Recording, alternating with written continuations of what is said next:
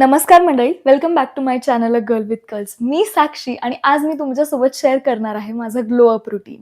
माझा birthday month सुरू आहे, सो मला रोजच स्वतःला पॅम्पर करावंसं वाटतं आणि मी आजकाल रोज अल्टरनेट डे आठवड्यातून एकदा काय-काय करते हे मी तुमच्यासोबत शेअर करणार आहे. Step 1 in my glow up routine is उठणं.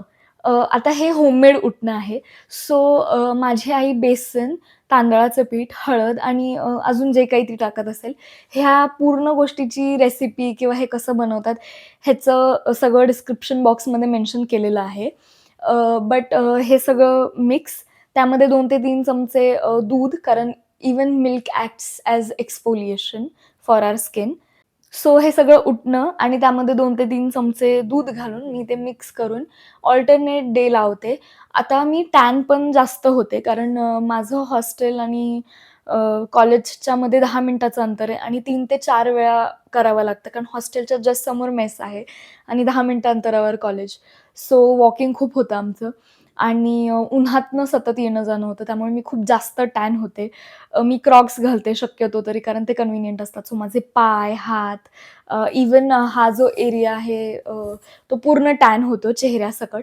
सो आत्ताही तुम्हाला कदाचित जाणवत असेल, की मान जास्त काळी आहे चेहऱ्यापेक्षा. सो असं सतत होतं. सो मला माझ्या बर्थडेच्या वेळी हे नकोय ऑब्व्हियसली. सो मी आता बर्थडेपर्यंत रोज हे करणार आहे. सो मी रोज उठणं लावते सॉरी अल्टरनेट डे उठणं लावतीये. आठवड्यातून एकदाच करा.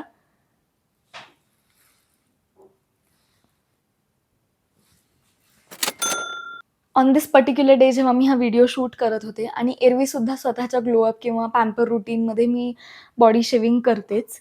2-3 आठवड्यातून एकदा किंवा महिन्यातून एकदा मी हे रूटीन फॉलो करत असते.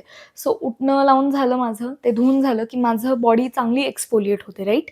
सो आता शेव्हिंग करणं इज ईझियर कारण जर तुम्ही न एक्सफोलिएट करता डायरेक्टली शेव्ह करायला गेलात, तर तुम्हाला खूप जास्त स्ट्रॉबेरी लेग्सचा प्रॉब्लेम होऊ शकतो.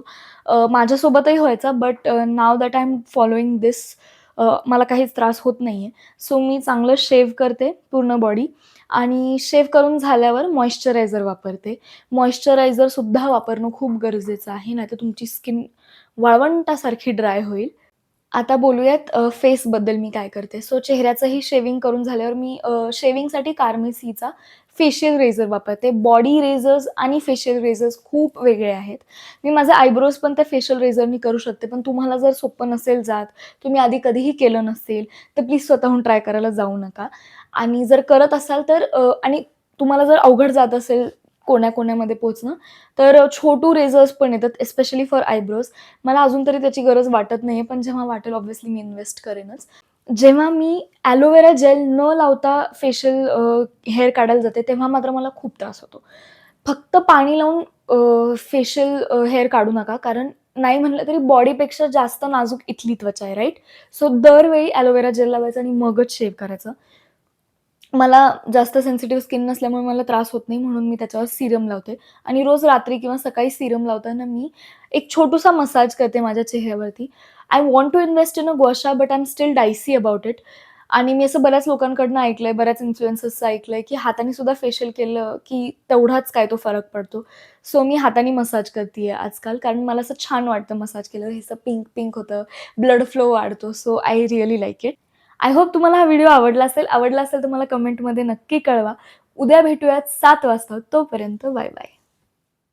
तुम्हाला जर माझं हेअर केअर रुटीन जाणून घ्यायचं असेल तर ह्या व्हिडिओवर क्लिक करा कारण तो पण माझ्या ग्लो अप रुटीनचा भाग आहे आणि मी तुम्हाला तिथेच भेटेन.